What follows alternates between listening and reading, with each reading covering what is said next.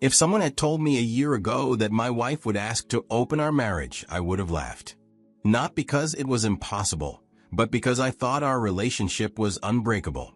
I believed we were a team, partners for life. I was wrong. For 7 years, I thought I had it all figured out. I married the woman I loved, and together, we built what I thought was a solid foundation. We had a 6-year-old child who lit up our lives, and I took pride in being a devoted husband and father. I worked hard to provide for my family. I never missed a school event, a birthday, or an anniversary. If there was a textbook definition of a good husband, I thought I fit the bill perfectly. I had no reason to believe otherwise. No fights, no cold shoulders, no signs of trouble. Life seemed normal. Perfectly normal. It was a Tuesday evening. Just an ordinary day. I remember it so clearly because at the time, it felt so insignificant because everything felt right. There were nothing to prepare me for what came next. If anything, my wife seemed perfectly happy. But after our child went to bed, she turned to me and started a conversation that would change everything. It wasn't a question, not a discussion, just a statement that hit me like a punch in the gut. I want to open our marriage. If you don't agree, I'll file for divorce. For a second, I thought I'd misheard her. This was the woman I had built my life with, and the mother of my child. But in that moment, she felt like a complete stranger. There was no warmth in her voice, no trace of the woman I fell in love with. I stared at her, trying to process what I'd just heard. My thoughts were spinning out of control. I managed to stammer, "What? What are you talking about?" But she didn't offer any explanation. No apology, no reasoning, nothing to help me understand why she wanted to shatter everything we had built together. Instead, she repeated herself, "I need this. Either we open the marriage or we divorce. Those are your options." I couldn't believe what I was hearing. I thought things were fine, but now everything I thought I knew about her and our marriage was being ripped away in an instant. "Why?" I asked her, my voice shaking. "Why are you doing this? Why do you think this is the answer?" Her response was as cold as her initial statement. "I just need something different." That's all she said. No plea for understanding, no reassurance that she still loved me, no effort to work through whatever she was feeling. Just those 4 words. I need something different. I begged her to reconsider. I told her we could work through whatever was wrong, that we could go to counseling, that I'd do whatever it took to fix our marriage. But she wasn't interested. I thought about our child, our 6-year-old. What would a divorce do to her? How would she cope with her world being torn apart? I did the only thing I felt I could do at the time. I agreed, but I gave her conditions. "Fine," I said, barely recognizing my own voice. "But we keep it private. Whatever you do, I don't want to hear about it. Don't bring it into this house. Don't let it interfere with our family." She agreed without hesitation, like she had already thought it through and was ready for me to cave. And just like that, my marriage, the life I had poured everything into, was no longer mine. The very next morning, she was out of the house early, claiming she had errands to run. She didn't come back until late in the evening. She didn't explain where she'd been, and I didn't ask. But I knew. She didn't waste a second. It was as if she had this waiting in the wings all along. She had already lined this up before she gave me her ultimatum. The thought burned in my chest. It wasn't just an open marriage. She had a specific man in mind. I felt like a placeholder, a safety net she was keeping around, just in case. I had agreed to this for the sake of my child. But it didn't make the pain any easier. Every time she left the house, I felt like I was breaking piece by piece. Her absence quickly became normal. She stopped coming home for dinner. Weekends were no longer family time. The life we built together felt like it was fading, day by day. Our home became a revolving door for her absence. She was still physically there, but emotionally, she was gone.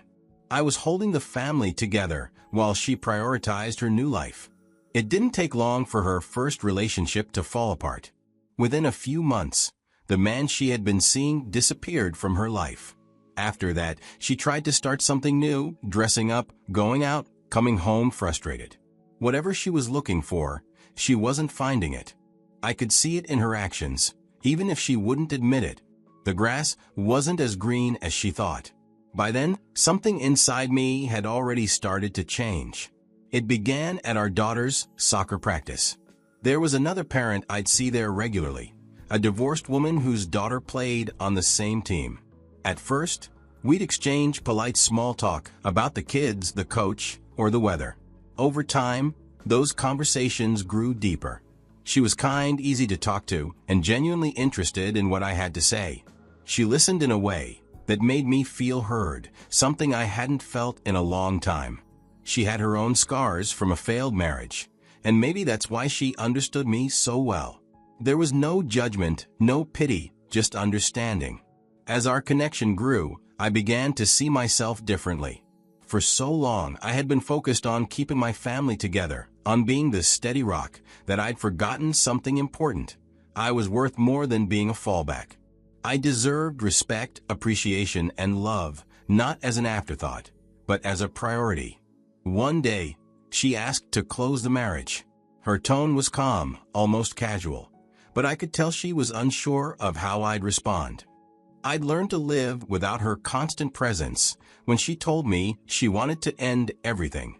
The open marriage, my relationship. She said it wasn't appropriate for me to be dating our daughter's friend's mom and that she missed our life together. I couldn't believe what I was hearing. Appropriate? She was the one who wanted this in the first place.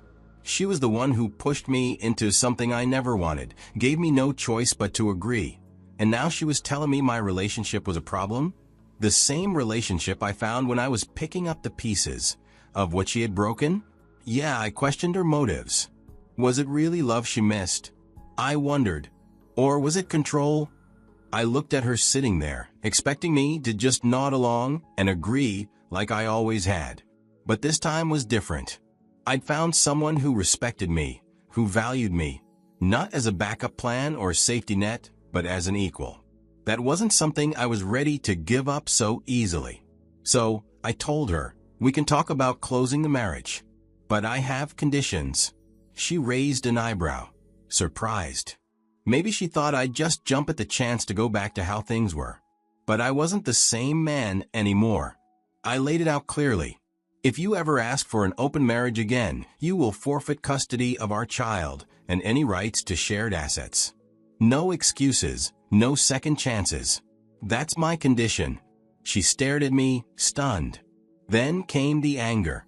That's unfair, she said, her voice rising. You're being vindictive. I didn't flinch. I didn't raise my voice. I simply replied, unfair? Vindictive? Let's call it what it is, accountability. You made your choices, and this is mine. She stormed off after that, slamming the door behind her. But I didn't regret my words. I wasn't going to let her dictate the terms of my life anymore, not after everything she'd put me through. It's hard to describe the pain of watching someone you once trusted weaponize your own child against you. But that's exactly what my wife did in the days that followed. She began whispering things into our daughter's ear, subtle at first, then more blatant as the days went on. She told her things like, Daddy doesn't want to live with us anymore, or he's planning to leave us for good. At 6 years old, my daughter didn't fully understand what was happening. But I could see the confusion in her eyes and how she started pulling away from me. One evening, as I was tucking her into bed, she looked up at me and asked, Daddy, are you leaving us? Her voice was trembling, barely above a whisper, and it shattered me. I held her close and promised, I will never leave you. No matter what happens. You are my world, and I will always be here for you. Her mother's words had planted a seed of fear that I was fighting desperately to uproot. What I didn't realize then was that the lies weren't just meant to hurt me. They were meant to make me look like the villain in my daughter's eyes. And that realization hurt more than anything else. It didn't take long before things hit a boiling point.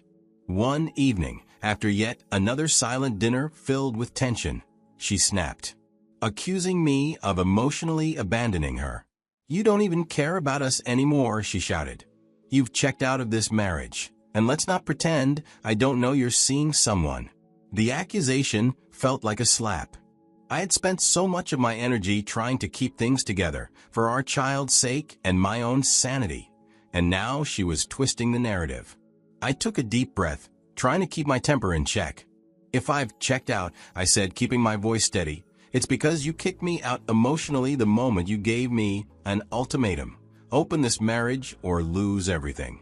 You wanted freedom, but you never considered the cost." She scoffed and rolled her eyes, but I pressed on.